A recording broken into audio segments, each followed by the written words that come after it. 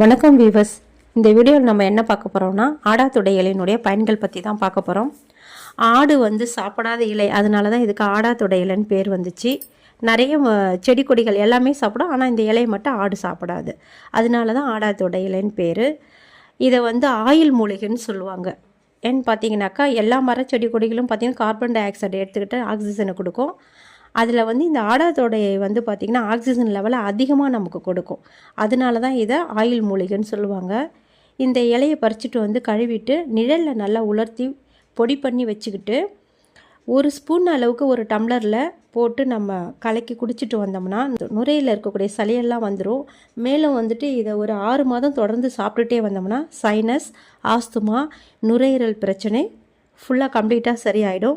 மேலும் ஒரு 48 நாட்கள் பார்த்திங்கன்னா இதை தொடர்ந்து இந்த பொடியை நம்ம வெது வெதுப்பான தண்ணியில் சாப்பிட்டுட்டு வந்தோம்னா டிபி நோயும் குணமாகும்.